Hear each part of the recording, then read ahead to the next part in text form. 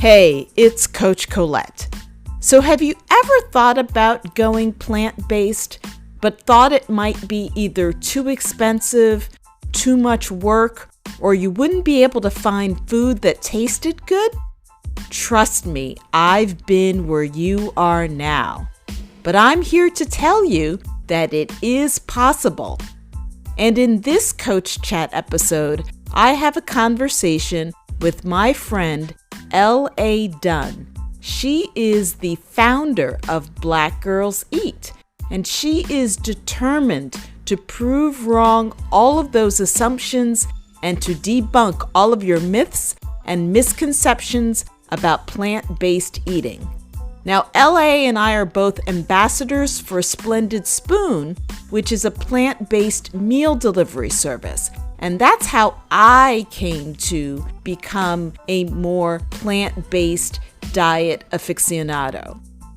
In this episode, we also talk about the struggles that we as people of color often face when it comes to making healthy food choices because we're more likely to live in food deserts. That means not having access to whole grains, vegetables, and other healthy foods. We also talk about the fact that it still is possible to hold on to your family and cultural food traditions while still maintaining a healthy lifestyle. So if you have ever thought about changing your diet, looking at different food options, remixing your family recipes, this is the episode for you. LA and I are excited to take you on a journey to explore plant-based living and debunk all of the myths and misconceptions that you may have. So get ready, tune in, and listen up to this episode on Coach Chat. Today, I'm really excited to talk about you and your journey. Yay. And I think we're also both Bronx girls. What? BX all day? Yes, indeed. Yes, indeed. Every neighborhood, every corner. Where you from? I grew up outside of Co-op City, so I'm from the Valley, right? Oh, And I went to absolutely. Truman High School. Truman High School. Well, I am a Throgs Neck girl now, but I lived everywhere. Kingsbridge, Fordham Road, Burnside, University. Went to junior high school in Riverdale. Yeah, I am a Bronx girl. Oh, go Truman. But I went to high school in Manhattan. I begged my father to sign the paper so that I could go to Murray Bertram High School in Manhattan because I just had to get out of the Bronx. By the time I was in 8th grade, I was like, I need to go to Manhattan. And I remember taking the subway all the way, from the Bronx to the Brooklyn Bridge. And then I remember I had my Bronx wardrobe, which was very hip hop, which is very, in the Bronx, the girls had the Nikes and the Lee jeans. And I got to Murray Bertram High School and they all looked like mini versions of Salt and Pepper. Like everyone's hair was cut on an angle. There were tall leather boots and skirts, and I was like, they all looked like they could have been on the cover of Essence magazine. And I felt like, I remember third period, I was in the bathroom just crying. I couldn't wait to go home and beg my parents to take me back to school shopping again because I was not ready for Manhattan. And I was not ready. Murray Bertram, all the girls came from Queens and Brooklyn. And so it was like, they had all the flavor, they had all the styles. Yeah. Got it. That's so funny. The borough wars, right? That sort of thing. The borough wars. It's true. And it's funny because for me, I live in Brooklyn now. So when people ask me where I'm from, right, I'll say New York City. But then if we have to get into the borough conversation, I have to say, okay, are my family within earshot? You got to represent the Bronx all day, every day. It's true. I let people know good things come out of the Bronx for sure. And, Black Girls Eat.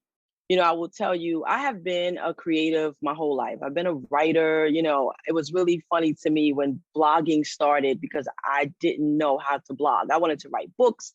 I wanted to do a bunch of stuff. And it was my brother who really was like, you should blog. I love the way you sound. I love the way you write. And so my last name before I was married was Dry, Drye. And I used to have a blog called Wash and Dry. And so I used to air out all the dirty laundry that happens in the office, all the things that annoy you about work.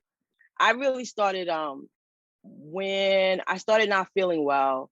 That was like the beginning of like my leaning into plant-based nutrition. So I've said this many times and I'm happy to share it again, but essentially I spent a year just in pain, like from head to toe, like everything hurt, fingers, ankles. I couldn't understand what was going on. And I did go to a couple of physicians who were kind of like, well, not really definitive. And I think, you can't live your life popping over the counter medicine, and I definitely was like Advil, Tylenol, PMs, just trying to do whatever. And I finally went to a rheumatologist. And why did I go to a rheumatologist? Because I saw a commercial with Queen Latifah and her mom talking about rheumatoid arthritis.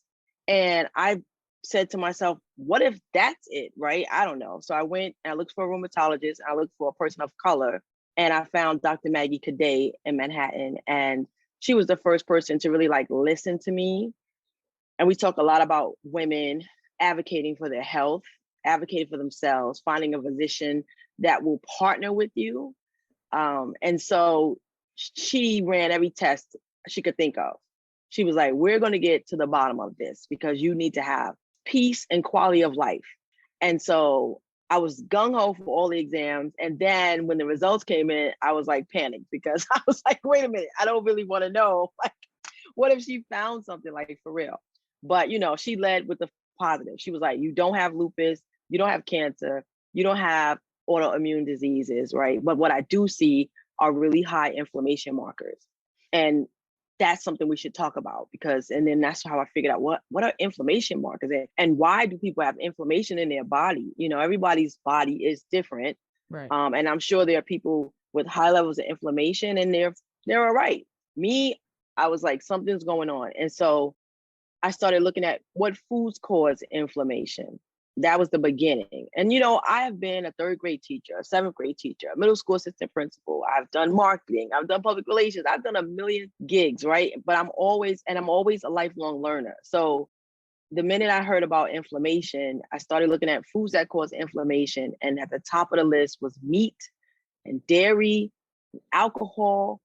The jury's out on coffee. I heard coffee causes inflammation, then I heard it doesn't cause, who knows? I think for every plus there's a minus. If you want to, you can come up with an idea and then find the data to support it, right? Right. So I just took 10 days of taking all of that out of my system, right? And I think I took out flour too. And I just did like plants and grains and, and then, but I was thinking like by day 5 or 6 or so, I felt better. Like I went to sleep naturally, probably because I didn't have any coffee, right? I was like, whatever. But I didn't have the same amount of aches and pains. And that really made me excited. It made me like do 10 days, 20 days, 30 days. I was talking to my husband. I was like, all right. So then I just slowly I feel like I just gave up the meat. I just feel like I just never went back to that. I think I never went. I think I went to Memphis, Tennessee, like a year after, and I was with a bunch of friends who were like, "You're in Memphis, you gotta try this," Barbecue. And I just didn't. I felt horrible, and so I really was like, "No, I'm done. Like that's never gonna be on my plate anymore. I don't want to do that." And then so I just started looking at then I started looking at classes, and I found the Center for Nutrition Studies. And Colin T. Campbell and those folks were doing introduction to plant-based nutrition classes. I took 3 of those and really started to understand what was the whole foods plant-based movement, how it started, how it looks in the US and how it looks around the world. And then I started thinking about me being a Black girl. I'm from the Bronx. My family's from the South. My husband's family is from the Caribbean. And, food is what brings us together, Right. and our culture. And I started thinking wow, my husband was the first to just totally, I live in a food supportive household. He was like, we're not doing meat, then we're not doing meat. It was great. I have a 10-year-old. She was 7 at the time. And so I just started remixing my plate and looking for new and interesting ways to eat. I definitely started feeling better and I started looking better. And I was laughing because I was in the supermarket with my husband one day and I said, I heard all about this quinoa. Apparently it has so much protein, almost like you don't need to eat like meat. And he was like, babes, I love you, but it's pronounced quinoa.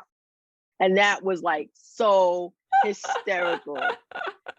That was Oh my hysterical God. There's a because commercial on TV about that, like how people I can't saw that. pronounce the word I keep quinoa. saying I keep saying I'm going to like do something with that commercial because I think it's so funny. So that was that. And I started joking with him and I said to him, you know what? I'm gonna make a company called Black Girls Eat, because I bet you there's other Black girls like me who don't know what whole foods plant-based nutrition is, who hear these terms all the time, and like, where is their ambassador to help them unpack what it is? And, where's the person that will help them understand that you don't have to be, sometimes food gets so scientific, it gets really scientific. I met someone the other day who was like, are you counting your macros? And listen, I don't count calories. I'm definitely not counting macros. I don't really, I can't. And I think the everyday person like myself, that's the kind of stuff that becomes a barrier. Like, it's like, I don't know all the rules, right? Or, I have to have a lot of money, right? It's like, oh, if I'm eating clean or I'm eating plant-based, it could be wildly expensive. And I think like with most things, and my brother and I have this joke. It's like, people say eating healthy is expensive. And I say, so is heart surgery, right? So, True. right? So I think before COVID, when I was shopping with my clients, and even now, just showing people how you can eat healthy meals, you can, still get down in the kitchen, right? And be known for putting it down in the kitchen, but you can remix your plate in a way that's just healthier for you and healthier for the family. Got And I it. named the company Black Girls Eat because all of this information is helpful to everyone. But I personally am specifically focused on Black people, my family who have diabetes, coronary heart disease, and because that's who I am. And I feel like if you have an opportunity to be a superhero for your community, then that's what it is, right? I want to be the ambassador. I want the person to say, I said the other day, we have over 1,000 vegetables available to us, but we keep eating the same 5 or 6. And that could be because of what we know, because of what we find in the supermarket on the corner, right? And so like, I'm here to say, let me show you these other 895, right? It's like, and I love doing it. That's the other thing. I'm having the time of my life right now, talking about food and remixing plates and helping people on their journey. A lot of times when I'm coaching folks, I find, and I'm sure you do too, that it starts out about food and then it turns into like this whole other thing, right? Right. Yeah. Mm-hmm. And so with Black Girls Eat and Miss Avocado here, she inspires me. The logo, Miss Avocado, inspires me to write children's books, to create animation, to do a lot of really cool things in those spaces, to continue to like, now, like, you have my voice as an ambassador for plant-based nutrition, but so is Miss Avocado, right? Right. And I think Right. that, I was having a conversation with someone about COVID and how it really ripped through the Black and Brown community, because so many of us had pre-existing conditions that we couldn't even fight that battle. And I thought deeply about that. Like, yeah, you know what? This is a reset for everybody, right? And so if you are not good with the way you were shopping and how you were cooking, and you need a coach, Coach Colette, right? Coaching is like the best gig to have, right? Because you celebrate people for where they are. You're there to celebrate with them on their successes, and if along the way they start teaching other people, that's even better, right? Right. And I'm a big believer in each one teach one. Right. And Right. so for Black Girls Eat, I'm always like thinking about, like, when I work with brands, when I have partnerships, I'm always thinking about where can we place Black Girls Eat so more people can find me and know that there are so many supports. Like, when I started leaning into plant-based nutrition, I met so many vegans and vegetarians who just helped me so much. Because I was like, what? Veganism, paganism, pescatarian, flexitarian. I mean, it was just trippy. And I realized at the end of the day, I want to be a plant-based advocate. I want to advocate for more people to put more plants on their plate. Yeah, this you've said so much, and I want to like unpack a lot of what you talked about. And what's interesting to me about what you're talking about, I resonate with the personal journey, right? I went from eating meat to not eating meat to then only eating fish, and then now have transitioned to primarily plant-based. And part of that was actually via Splendid Spoon, Mm, where I particularly not around meat, more around dairy, right? So I think it was, I had been pretty much a pescatarian for a while. And then when I connected with Nicole and became the ambassador for Splendid Spoon, it was, I had that similar experience of feeling good and less, congestion, mucus with by taking out dairy. And let me tell you, mhm. Whew. cheese to me was like, food group, right? So cheese, Ah, I'm with you. seriously. I'm with you. And then so it is interesting when we think about, right, how our body responds to certain things, either the Mhm. presence of certain things or the Mhm. lack of certain things, and how that makes a difference in how we feel. And Yeah. I think it's interesting, and you mentioned that you're also a mom and a wife. So how has your family adopted, or have they adopted this plant-based approach to eating?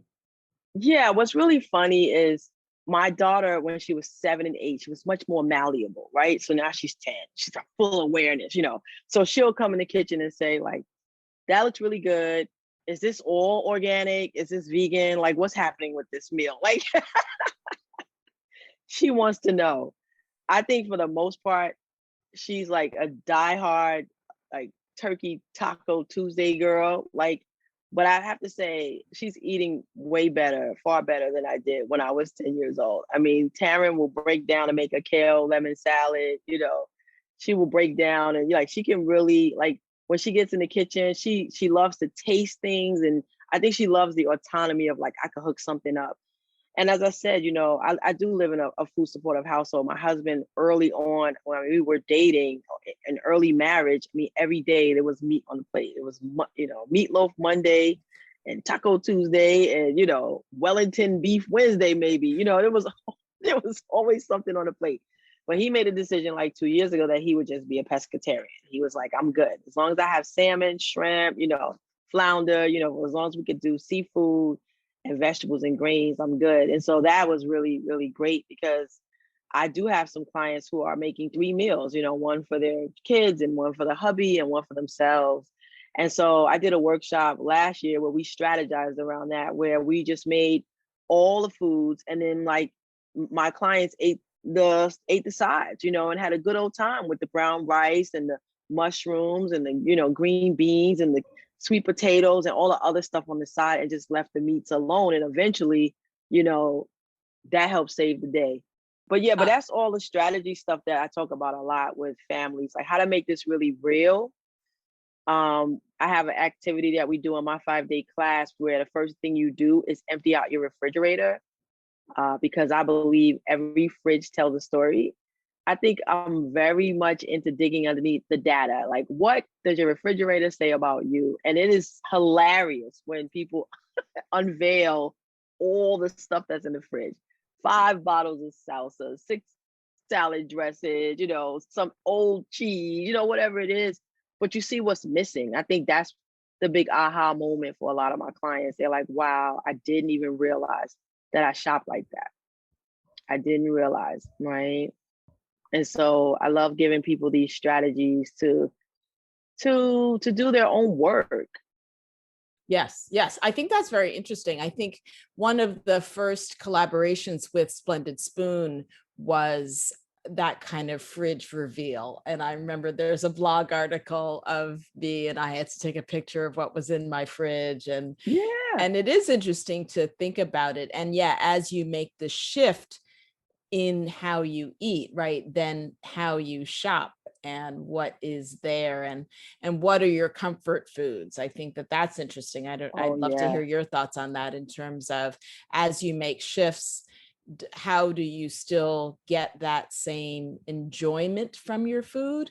And I think then also double-edged sword a little bit with comfort food is, right, are you using food as a coping mechanism or as a way to nourish your body, right? Listen, haven't we all Yes. come home from a crazy day and just crawled up on the sofa? Listen, I am one of the biggest fans of Twizzler candies you'll ever meet.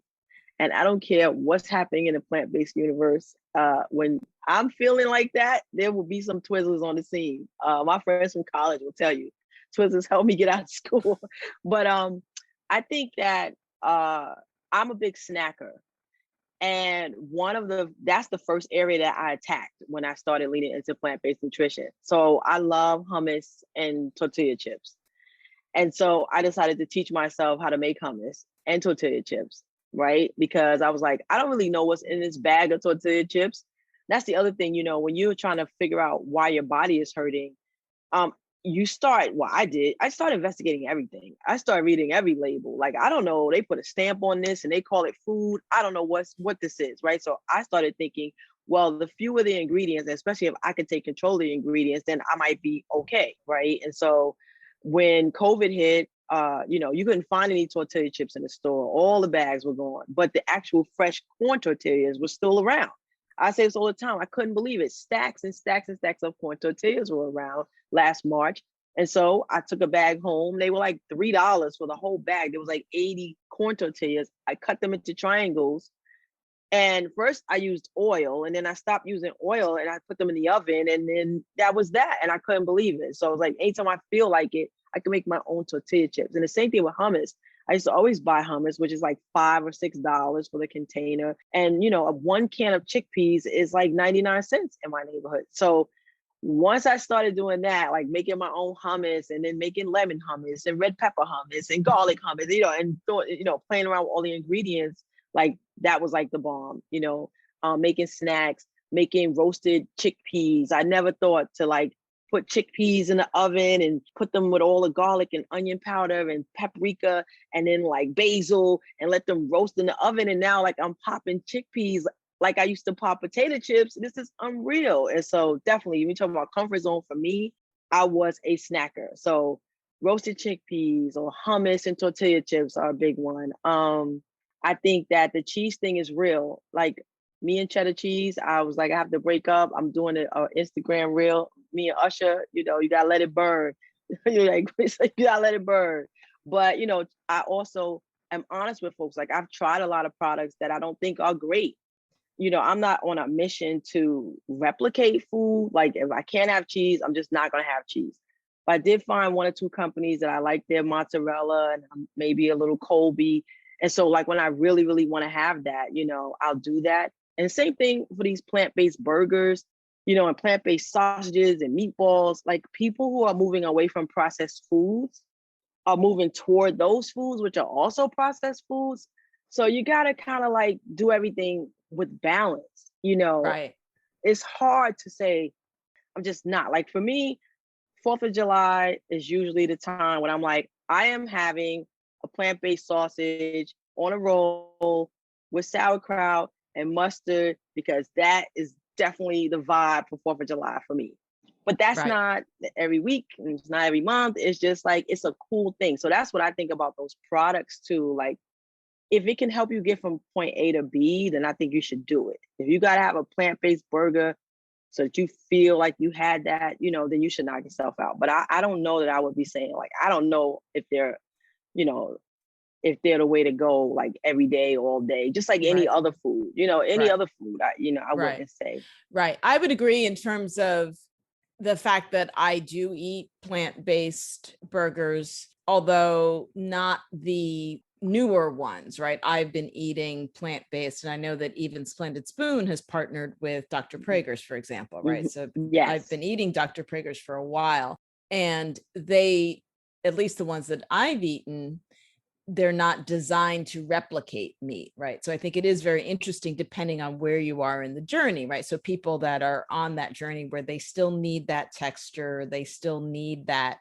meat-like experience, then yes, that's probably appropriate. For me, when I've been at, say, events, again, pre-COVID, but when you've got the hors d'oeuvres being passed around, Yeah. and it's like, oh, these are, plant-based sliders, or these are plant-based meatballs. I'm always like almost afraid because I'm like, okay, are you sure? Because this Hey, tastes too much like meat, or it looks too much like meat. Like, I'm afraid that I'm actually eating meat and I don't know it. So there is that as well.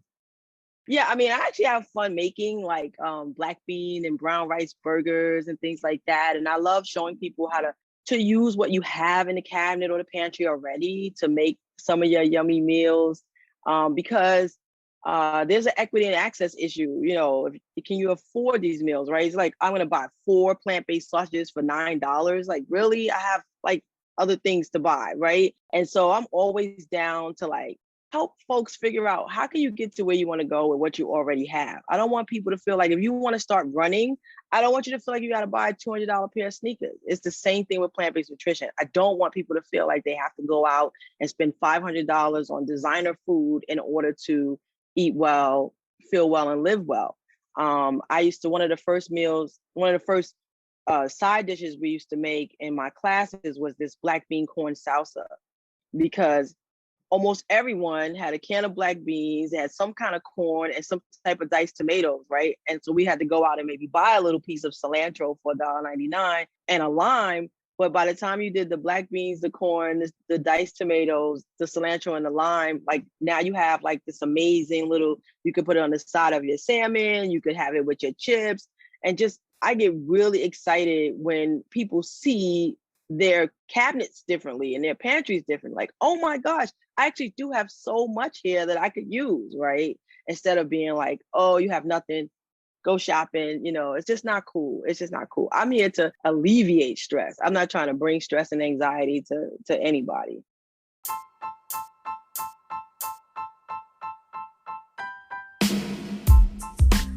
So, if you're anything like me, you've probably set some New Year's intentions or resolutions about wanting to be healthy after the holidays and start the new year off right. Well, why not swap out your short-term resolutions for long-term healthy habits? Join me in the 21-day Splendid Spoon Reset Program. You can sign up by January 10th to unlock all of the tools, meaning products and content, that will help you to build lasting healthy habits. They will include tips on nutrition, gut health, skincare, and my favorite, mental health. You can start your wellness journey with me on day 1 and follow along for 21 days. We'll help you to create your whole body wellness action plan and guide you on a holistic journey of physical, mental, and emotional well-being. Be sure to check out the links in the show notes. What you'll need to do is subscribe to Splendid Spoon and get their healthy meals. And then you can sign up for the 21-day Splendid Reset. And over 3 weeks, you'll get help and advice from experts and discounts from wellness partners such as Hum, True Botanicals, and Parsley Health. Will you join me on this 21-day Splendid Reset? Right, right. And then when we think about, particularly in communities of color, there are often food deserts, right? So what are your thoughts on that, and how can a plant-based approach either help with that, or does it make it more challenging in those areas? It's interesting. One of my clients told me she takes a bus and goes to a better neighborhood to get her groceries. I feel like you gotta do what you gotta do. I think that's really interesting. She was like, I realized I pass this neighborhood every time I come home from work. And so I got off one day and I went in their supermarket and got everything that I wanted. I think that I have really honest conversations with people about getting food delivery at home, right? So now we have Whole Foods and Amazon Fresh and BJ's and Costco's delivering. And yet there's still people who are not comfortable putting their credit card online, or people not comfortable. And there's some neighborhoods that don't get delivery, right? It's like you type in a zip code and they say we don't go there. And so I try to encourage all of us to work together to be solutions driven, right? Because we could just say all day, I have a colleague, she is doing a television show called Bodega Makeover. And she's going around the country remixing bodegas, which, in a lot of urban cities, that's the store, that's the 24-hour on the corner. That's where you get everything, right? And so if she could help these store owners figure out how to put the healthier items up front and make healthier food choices, that could be like incredible. So, I definitely feel like it's worth acknowledging that it exists. It's worth being in partnership with folks who want to solve that problem. And I think that is something that we really have to be honest about, like, okay, that's on the corner. So what can I do, right? What can I do? And this young lady said, well, I'm going to a different neighborhood to shop, right? And by the way, she stopped in her neighborhood supermarket and showed them what she got in that other supermarket. And so they might have her oat milk in the new supermarket. So I think there's a lot of that too. Here in the Bronx, there's a company called Next Stop Vegan, the first vegan restaurant, Dominican food ever, right? They're in Parkchester in the Bronx, and they were online yesterday talking about shopping and what does it look like in different neighborhoods. And I think that's bomb, because then you build this like collective awareness around what is available where.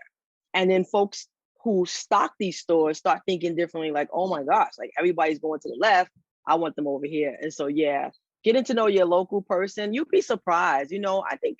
I believe the best intentions in most people. It's probably why I'm not a guru somewhere in corporate America. But I do believe, I think you see the same people in the supermarket every day. I think you show the guy the oat milk, you show the person, something that you were interested in having. You might be surprised at how they add it to the groceries. Yeah, right. you I might love be that. surprised.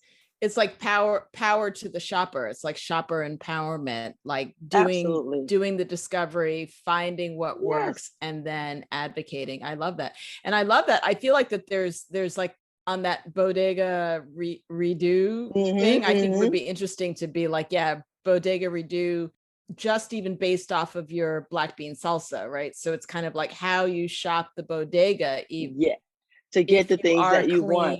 If you are healthy, if you are plant-based.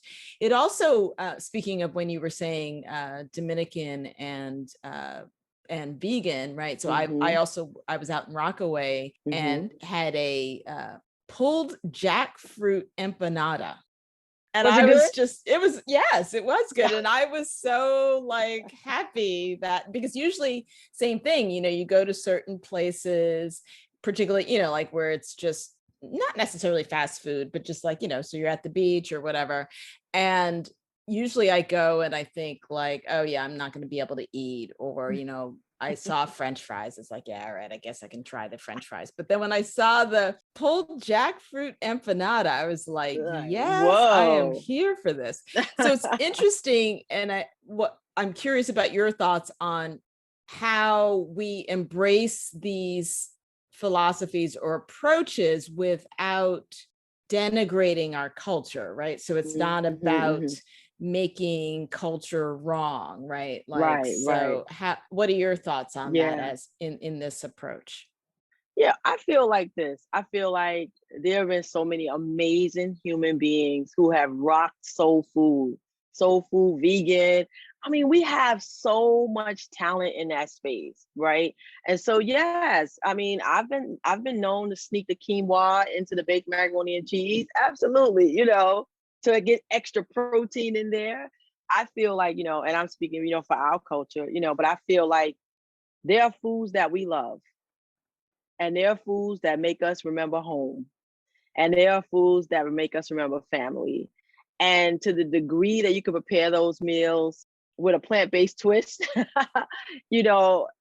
I think we owe it to ourselves and to our families as ambassadors to do that. I remember the first holiday that I was hosting after remixing my plant-based life and, remixing my foods. And I could see it in my family's eyes. Like, I could see, like, are we going to be starving? Like, we're all going to LA's house. Are we going to be hungry?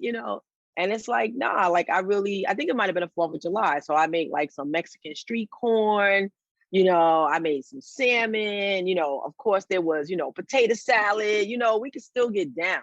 It's just, that those days of fried pork chops and, big hunks of ham with the pineapple, with the cherries in the middle. Like those days are over in my house, at least, But I'm not adverse to making meat for the carnivores. If I'm hosting a large group of family members, I will prepare something so that everybody is good. But those days, the way we used to eat, like those days are over. Even like making lasagna. Lasagna is a big favorite in our house. And once I discovered the edamame noodles that you make the lasagna with, I stopped using the regular wheat noodles, So even that, like just sneaking in plant-based pasta, right? I have chickpea pasta, chickpea spaghetti, like all those kinds of things. Like it's cool. Like it's like everybody's like, wow, that was great. Yeah, it can be great, right? Because good food is good food. And I said this before, I think for the beat, I don't have a cooking mantra, but I always say to people, if it's not burned and if it's not salty, then you probably did all right. Like just relax. So yeah, I think that food is love, love is food. My food is always made with love. I never considered myself a chef. I never considered someone who liked to cook. Not until I met my husband. My joke all the time when I would meet people and guys would say, what do you make? And I say, I make reservations. That was 5-star, baby. So,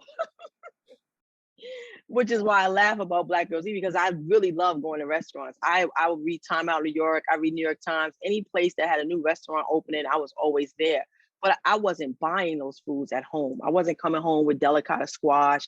I wasn't making, portobello mushroom, stuff. But I would always order that stuff. I just did a thing for thebeat.com, right? I just became a contributing editor over there. And I did a piece about beets. I would just never buy beets. I would have them in restaurants. I would have them at parties, but I never thought I would buy them because they always look like purple, dirty rocks in the store, But, I started investigating beets and how they are so nutritious for you and how like you get like oxygen to your blood and like all this kind of stuff. And so now I buy beets all the time. Oh my God. I'm a big fan now. I always say in all of the posts on Splendid Spoon, it was the first time that I had one of the soups that had the beets in it. And it was in the order, and I was like, all right, I'm gonna try this. But growing up, you can ask my mom, I was so not the beets girl. Beets, like Brussels sprouts. the smallest amount that I could like stomach so that she wouldn't like get mad. But then with this, and I was like, and I think my first post for Splendid Spoon was like, I can't believe you've gotten me to like beets. What? And they have golden beets. The yellow orange ones are like amazing. I make a golden beet sweet potato salad that's like the bomb, right? And it says an apple cider vinaigrette dressing. What? It's so great. I go blackgirlseat.com. Go check out the recipe. What? Yes. So that's that thing. Yes, that's the thing. It's like it's been fun to like stretch myself. Like I used to joke, I would go to the farmer's market all the time, but really just to buy apples. Like I really, I didn't know what was at that farmer's market. And, which is funny because now, I don't know if you know, but I just planted a whole garden in my backyard. So my husband and I bought 8 elevated garden beds with this partnership with the Stone Barn Center for Food and Agriculture. And they are amazing. They have a working farm and a restaurant, a Blue Hill restaurant. And they launched this program to encourage urban gardening. And they gave me a call and I went to the orientation and we came home and we built these 8 garden beds. And when I tell you, there's 3 kinds of onions, 3 kinds of carrots. I just cut a whole salad of kale and lettuce. It's just been unbelievable to just like go down the driveway and snip. And they even have a package for if you live in an apartment or if you have a small balcony. So we should definitely talk offline about how to get you connected to that. And then this summer, they have this chef in residency program, and renowned chefs go there for a week or 2, and they have a special event. So this summer, I'll be interviewing a lot of those chefs and asking similar questions. What are we doing about food and sustainability, and thinking about how we get food. I think this pandemic, I was reading something, someone wrote a white paper about how it has changed the way we shop for food. I think more people are looking for plant-based items in Instacart, online, that kind of stuff. I went to Target because apparently they launched a brand new plant-based line. And I got to Target and there was nothing there. And I asked all the employees and they were like, we don't know what you're talking about. So maybe it's coming. I was like, is it because I'm in the Bronx? Like, what's going on? But we're going to see people, I believe, we're going to see people making moves in those spaces, trying to reach the plant-based consumer. And I just feel like as consumers, we also want to be smart about the marketing. We want to be smart about the way things are advertised. We want to read those labels. You know, I did a whole workshop 2 years ago just on reading labels. I mean, this is the tricky stuff for folks. You know, my daughter was in love with a yogurt one day. She was like, "Oh my gosh, this yogurt tastes so great, Mom. Can you buy me one in every flavor?" And I was so excited because I want to be a good mom and give her a good start to the day. And then something told me to read the label, and there was like 22 grams of sugar in this yogurt. And I'm like, I could have gave her a whole Kit Kat bar. Like, what are you talking about? Like, so it's that kind of stuff. You think you're doing great. And people say to me, I only had a salad for lunch, but then it had like 1,000-calorie dressing on top of it. Or, you know, like I threw away all my salad dressing bottles. I just threw them all away and started teaching myself how to make different salad dressings because really everything just has olive oil, lemon, salt, and pepper. Like, I don't even know why I was so addicted to all of those. Well, I know why, because they are filled with sugar and they're filled with salt, you know? And again, I feel like I'm saving money. People say, oh, plant-based is expensive. Okay, but that salad dressing is expensive too. So I think, you know, this journey has just really shown me that I don't have to be a victim, that I can take control of what's on my plate. And if I feel like buying something that's ready-made or pre-made, then I can do that. But if I also feel like making it myself, I can do that too. And that to me just feels great because I don't think I had that level of confidence before. So definitely. Yeah, that sounds very inspiring. And I feel like, yeah, this past year with the pandemic, I feel like I obviously did a lot more preparing / cooking than I had the year prior. Although I've never really been much of I shouldn't say never. I hadn't been a takeout person in the recent past that much. Right.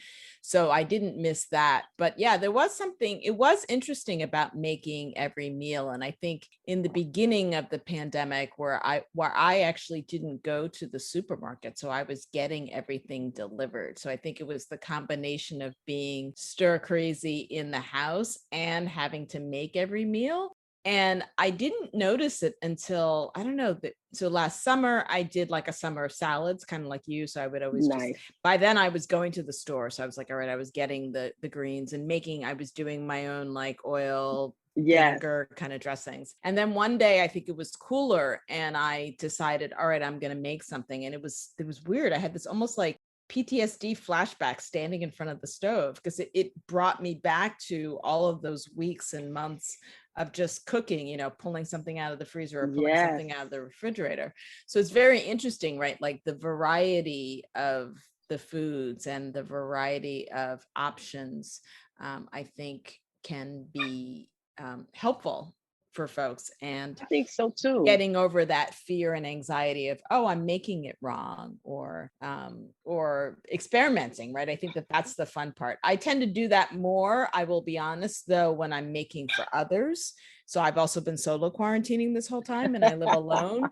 So I feel like my curiosity and experimentation kind of ebbs and flows when it's just me.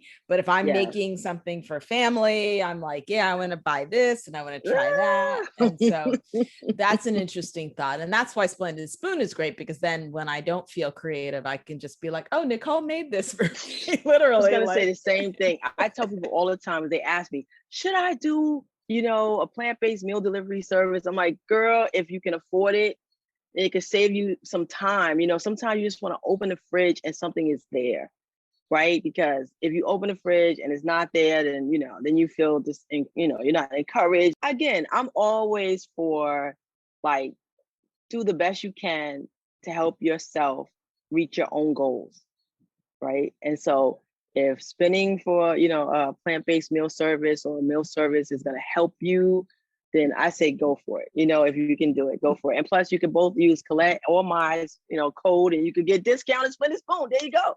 No, but yeah, I think I agree. You said grocery delivery. It was so interesting. Like everyone's like the bread smell like Lysol. Like everybody's wiping everything down. Like the first 2 months, everybody's like wiping all their products down. But yeah, we are cooking differently, and I have learned that leaning into plant-based nutrition, it actually expanded my food vocabulary. I just tried some guideline the other day. I went up to the farm, and Jason at the farm says to me, "You got to try this guideline. It's like Chinese broccoli. It's amazing."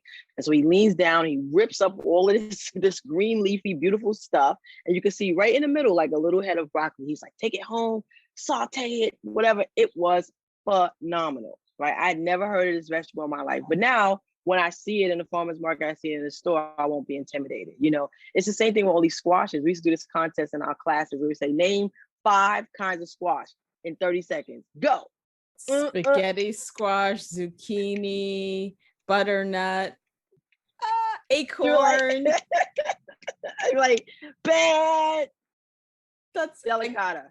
Delicata, got it. That's the 5. I was like, I got 4. But there's so many, right? And so we laugh about that, right? All the different kinds of the varieties of things, and that idea of taste the rainbow, like not just Skittles, like the whole rainbow.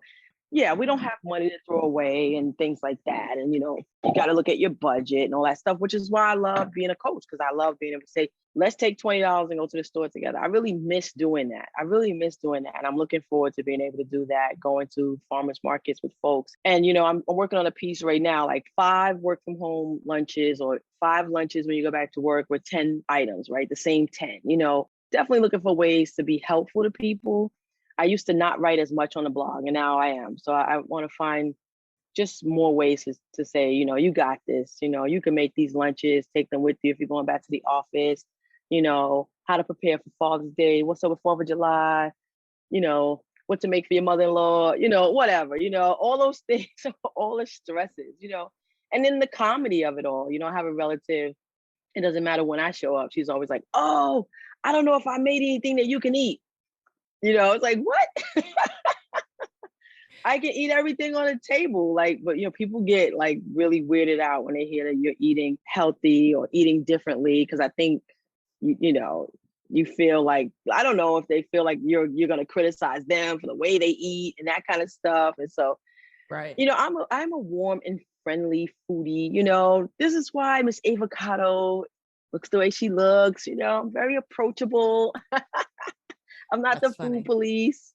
Right. But food shaming is real, right? People, Yes.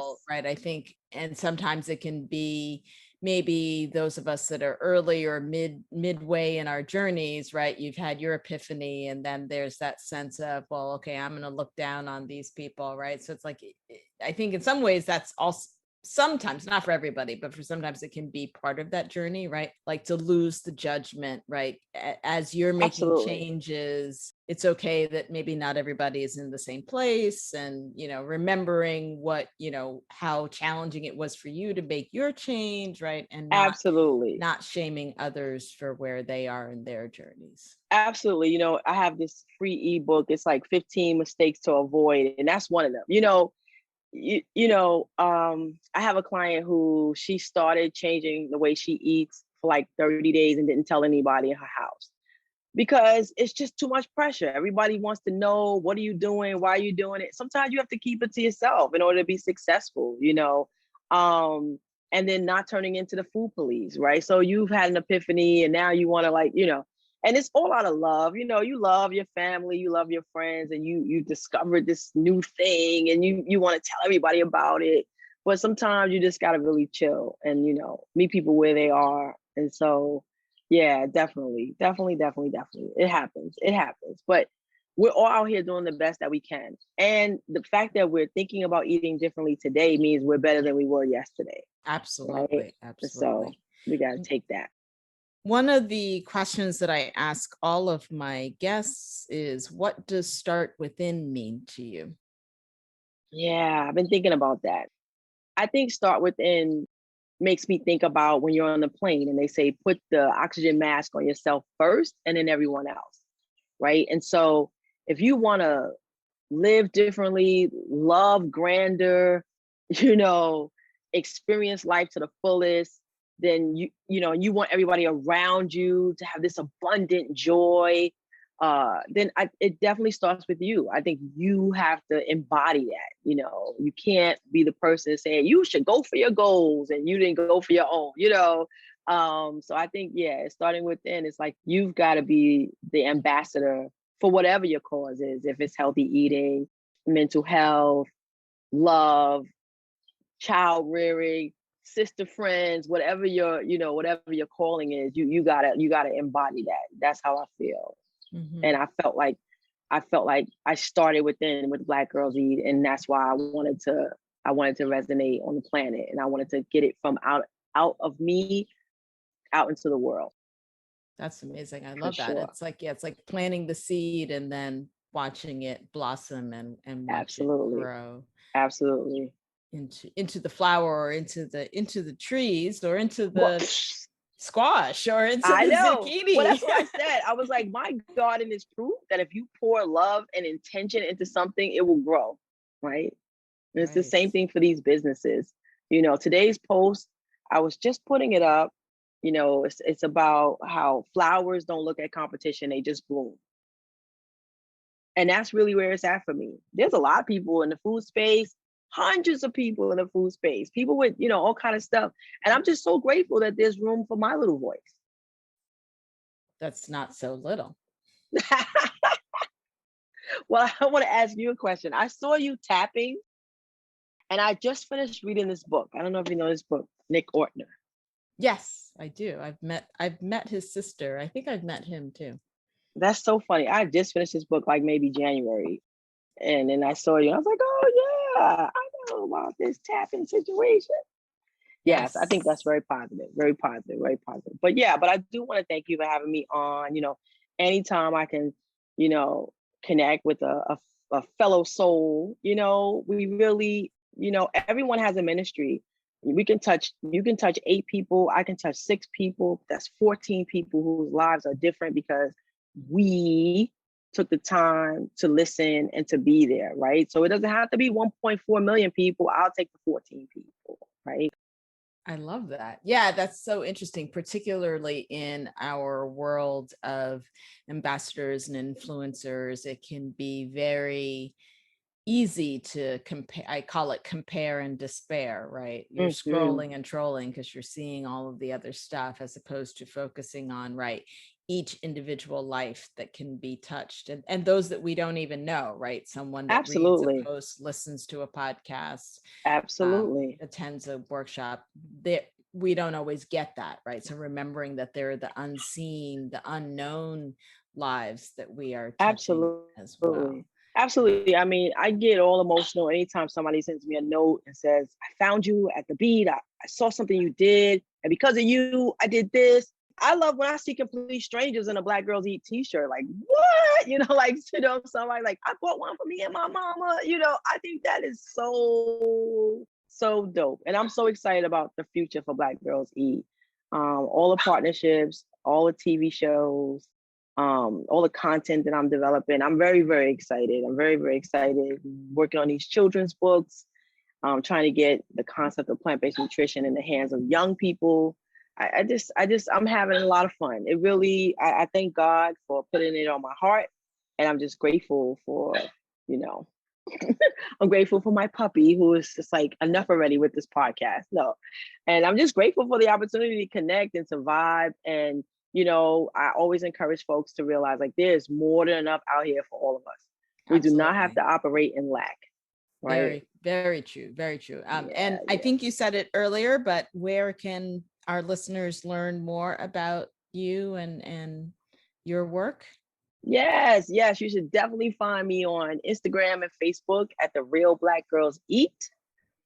And you can hang out with me on the website at blackgirlseat.com for sure.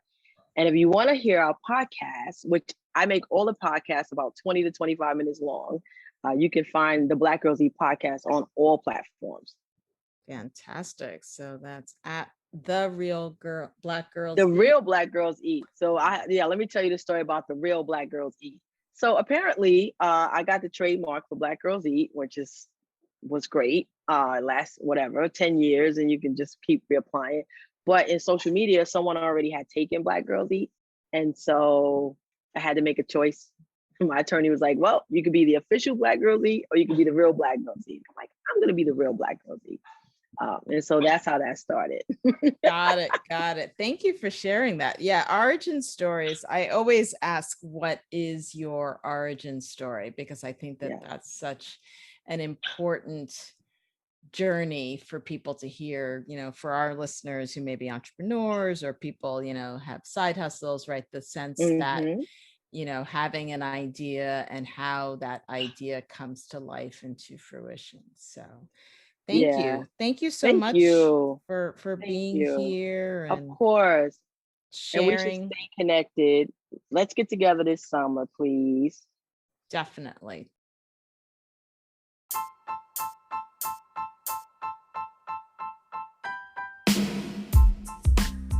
If you enjoyed this episode and haven't already subscribed, you can do so on Spotify, Apple Podcasts, or wherever you like to listen.